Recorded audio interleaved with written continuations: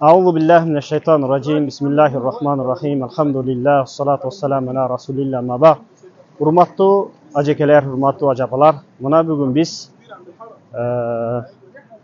Bi'rul Usman Ruma kudugu degen jerge keldik. Bunun atı murda Ruma kudugu bolup turgan.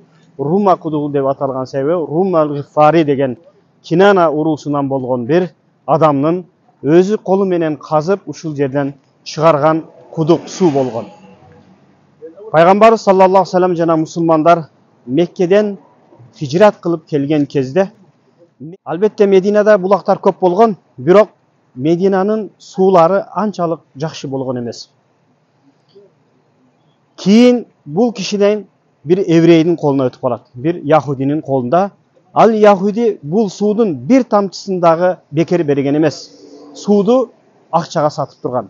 Sebebi bu jerdegi kuduk en жақшы, en tattуу, en taza su bolgon.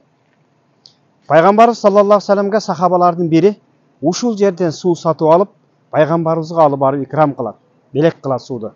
Peygamber sallallahu aleyhi ve sellem bu suudu içkende аябай таң қалып, bunday таза су, bunday жақшы суды қайдан алдың дейді.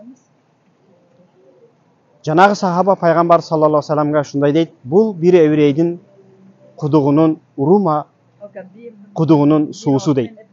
Бұл Мединадағы ең таза, ең жақшы су ушул жерде болған. Пайғамбар саллаллаху алейхи вассаламға бұл су жағат. Ошондо пайғамбар саллаллаху алейхи вассалам шундай дейді. Ким бұл құдықты, бұл суды сатып алып musulmanlarga vakıf kılsa, musulmanlarga bergen bolsa, beker bergen bolsa, Allah tabaraka ve taala onun günahını keçirip kıyamatta beyişte andan dağı жақшы ekese bir жақшы su beret deydi. Bulak beret deydi. Hazreti Osman radıyallahu anh bu sözü uğup Hazreti Osman oşol evreyge kelet. Evreyge kelip emne deydi? Sen Құдықты маңа сатпайсың дейді, қалаған ақшаңды берейін дейді. Бирок еврей аға сатқысы келбей мақұл болбой қояды. Бирок Hazreti Osman шундай дейді. Сен маңа жарымын сат, жарымын өзің іштетесің, жарымын мен іштетемін дейді. Bir күн сен іштетесің, bir күн мен іштетемін дейді. Же болса bir жума сен, bir жума мен іштетемін дейді. Еврейге бұл мақұл келеді. Еврей ошонда өтө чоң bir ақчаны айтады.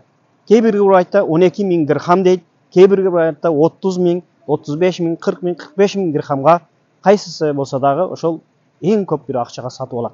Еврейге эртеңден баштап сен иштет, андан кийин мен иштетейин дейт. Еврей сууду сатат, бирок Hazreti Osman радиаллаху анху очерет келгенде бекер берип коет.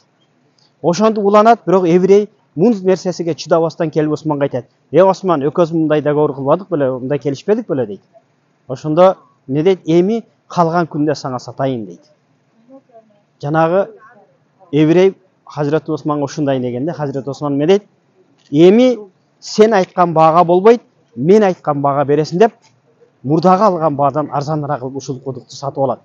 Бул кудуктун тереңдиги 18 метр, эни дагы 5 метр 60 сантиметр. Азыр бул кудук жабылып калыптыр, эч ким бул жака киргизбей коюптур, урматтуу мусулман бир туугандар. Бул жерде Hazreti Osman радиаллаху анху атына кургандагы бир мечит бар эле. Азыр ал мечиттагы бул жерден биз тилекке каршы көрбөй жатабыз.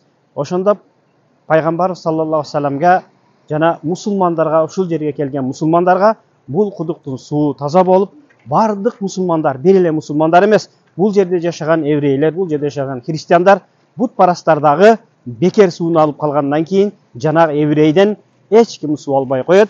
Андан кийин Hazreti Osman'a en arzan bağa bul kuduk satat.